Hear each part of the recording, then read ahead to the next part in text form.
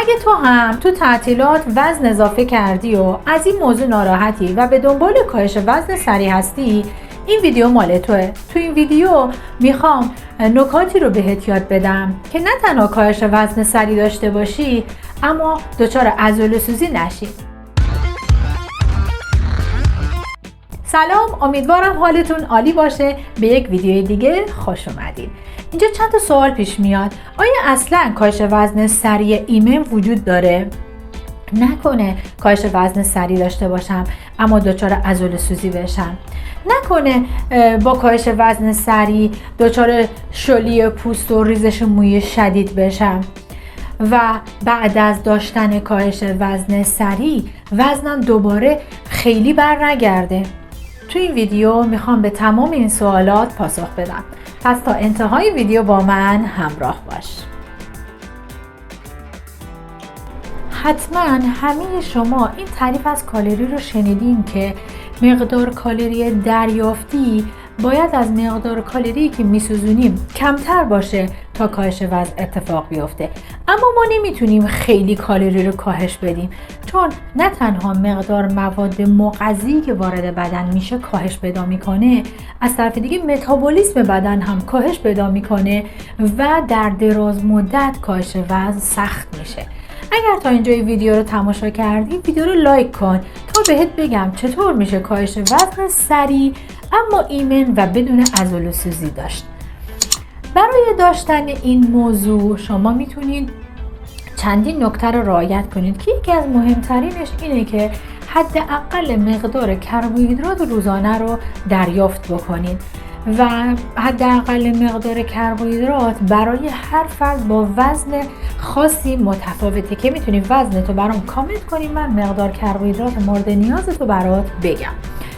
و از طرف دیگه به هیچ عنوان برای داشتن کاهش وزن سریع نبایستی نوشیدنی های کالری دار مصرف بکنید و مواد غذایی سرخ کردنی و شیرینیجات ممنوع میشه، اما آب فراوان باید مصرف بکنید، چون هم بدنتون هیدرات باقی میمونه، هم از کاهش متابولیسم بدن جلوگیری میکنه. باید به مقدار فراوان سبزیجات بدون نشاسته‌ای مصرف بکنید، یعنی نخود فرنگی، باقلای مازندرانی، سیب زمینی، ذرت، کدو حلوایی ممنوع میشه، اما در عوض سبزیجاتی مثل سبزی خوردن، ریحان، جعفری، گشنیز، هویج، کاهو، انواع کلم، خیار و گوجه بسیار مفیدن.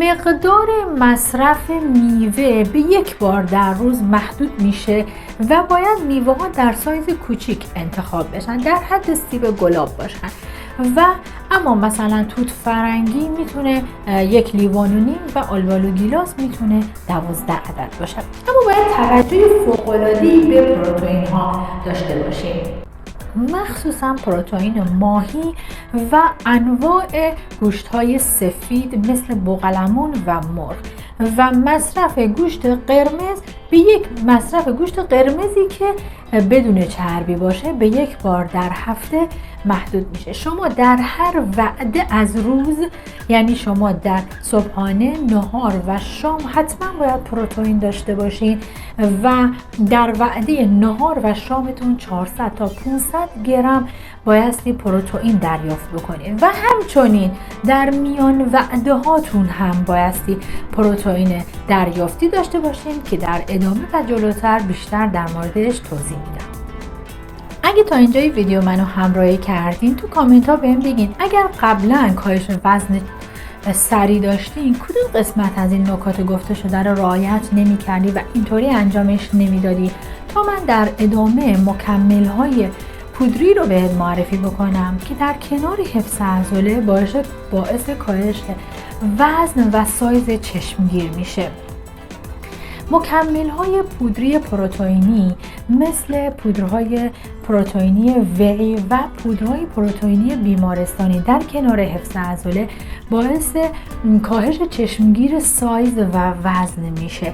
اما این پودرها تنها مشکلشون اینه که حتما باید فرد از لحاظ کلیوی مشکل نداشته باشه که شما با دادن یک آزمایش خون و چک کراتینین میتونید مسئله رو برطرف بکنید که وقتی عدد کراتینینتون زیر 8 باشه استفاده از این پودرها مشکلی نداره. و مکمل های دیگه پودرهای فیبری هستن مثل گلایکو اسلیم، اسلیم لس که اینها با پر کردن حجم معده و فیبرهای مخلولی که داره باعث میشه که چربی از سلولهای چربی و سلولهای بدن خارج بشه و باعث کاهش گلوکوز خون و همچنین کاهش انسولین ناشتا میشه و در کنار انجام این رژیم خاص کاهش وزن چشمگیری رو بهتون میده. و اما شما میدونید که من در پایان این ویدیو همیشه به نکات ظریف اشاره میکنم که اون اینه که شما بازی ساعت شام خودتون رو به ساعت 7 تا 8 محدود بکنید تا به هورمون‌های کاهش دهنده استرس در بدن فرصت فعال شدن بدین تا استرس روزانه رو از بدنتون خارج بکنه که خیلی زیاد در کاهش وزن موثره. و شما با رعایت تک تک نکاتی که گفتم هم کاهش وزن سریع خواهید داشت، هم حفظ عضله خواهید داشت و دچار شلی پوست و ریزش مو نخواهید شد. حالا اگر میخوایم بدونید از این پودرهای مکمل‌های پودری چقدر میتونید استفاده بکنید تو کامنت ها ازم بپرسین چون مقدار مصرفشون با توجه به وزن افراد متغیره. از اینکه تا پایان ویدیو منو همراهی کردین ازتون سپاسگزارم.